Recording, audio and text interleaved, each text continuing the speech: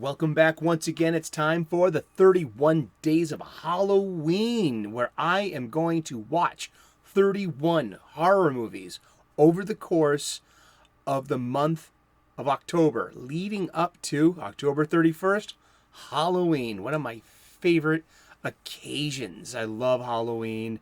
I am also Team Candy Corn, hashtag Team Candy Corn. You let the hate flow, all right? Zzz, as Palpatine would say, right? Tonight we are saving the best for last. It is October the 29th, just a few days away from my number one horror movie that I'm saving for the end.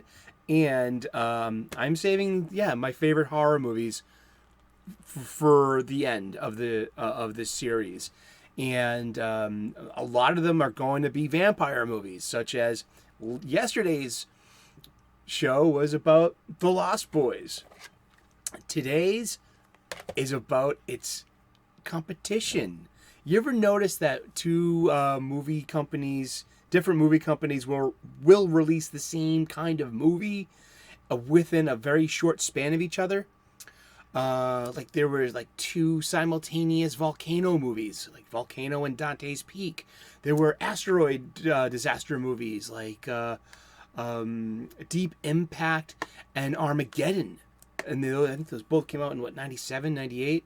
But in 1987 came two very stylistic, very awesome vampire movies. And this is probably the one you may not have heard of, but in its own way is superior to Lost Boys, but yet its story just doesn't hold. It doesn't hold in Act 3, and I'm going to get there.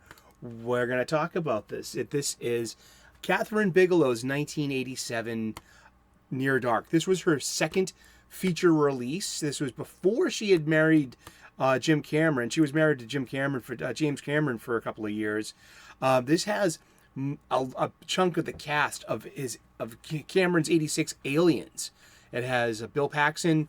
It's got Lance Hendrickson, and it's also got Jeanette Goldstein, who played Vasquez. You know, the heavy gunner. You know, light him up. Vasquez in Aliens. Who didn't love Vasquez in Aliens?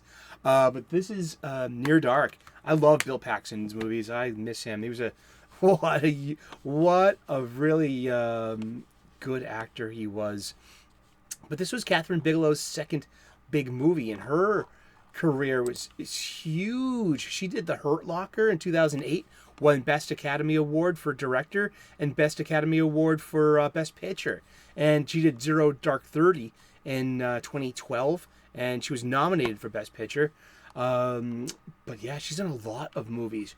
Blue Steel with Jamie Lee Curtis in 1990. Point Break with Keanu Reeves and Patrick Swayze in 91. Strange Days with Ray Fiennes and Juliette Lewis. And oh gosh, what a great and yeah, Angela Bassett, Tom Sizemore. And that was a huge movie too for its time. It kind of flopped, but that was like, pretty big culturally. She's done a lot of big movies. So yeah, Near Dark is a vampire movie you may not have heard of. I got this. This is a Korean edition. I got this from that. Yeah, it's all region, I guess. I'm not very too sure on editions and stuff. Just enough that like I got movies that will play on my PS4. This is I heard this is getting a 4K release pretty soon too. I'm just, like I said, I don't care about that. I don't have a 4K player, so it's kind of lost on me. But I am big on getting movies, and Near Dark was I waited till it was about $30, and then I was like, okay, that's the right price. I could pay $30 for this movie, and I did. And it's kind of like a boring story. Boy meets girl, girl is vampire, girl makes boy vampire, boy doesn't fit in with the vampire coven. It sounds just like, almost like Lost Boys, and it has a conclusion almost like Lost Boys. But here's the rub. In Act 2 of this movie comes a bar scene where the vampire coven enters a bar and all hell breaks loose. And it's such a magnificently done bunch of stunts. And then as an action scene, I really think sometimes movie makers have an idea for a scene. And they visualize that scene. And they see it so clearly. And then all you need to do is write a movie around it. You know, and so that's what I feel like why this movie falls apart in Act 3, because its climax was this bar scene in Act 2. I think the same thing happens in Matt Reeves' The Batman, the Robert Pattinson one. There's all this lead up and setup to a payoff. It's seeing the Batmobile for the first time and the car chase versus the Penguin. This happens in Act 2 of Matt Reeves' The Batman, and I'm pretty sure has the same thing going for it. Matt Reeves may have been like Catherine Bigelow, has envisioned this amazing action scene and has constructed the movie around it. And then why I feel, in my humble opinion, why Matt Reeves' The Batman falls apart completely in Act 3. But this movie, it's a decent vampire movie, and it's an underdog, and it's a black sheep, and it's one of my favorites because of the casting, because of the director. I mean, Catherine Bigelow. Hey, just where's the diversity on your shelf, huh? Mine's always at it. Catherine Bigelow is an amazing director, and this is such a really good visual story told. The dialogue and story beats. Yeah, they're kind of campy, not campy. I mean, I'll reserve campy for Lost Boys for obvious reasons that we talked about yesterday. But this movie here is just, it's straight up, it's 80s, music by Tangerine Dream, come on. But this is a really, really decent vampire movie. You may have flown under your radar. You may have not even known it exists. I get this response from a lot of people. And for that fact, it is the 1-2 punch with The Lost Boys being my vampire movies of 87 as a 14-year-old kid turning 15.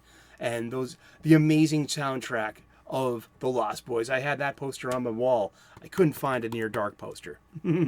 Yeah, but I watched this endlessly. I worked at a video store in high school from the ages of 15 to 18. And I watched this movie a lot.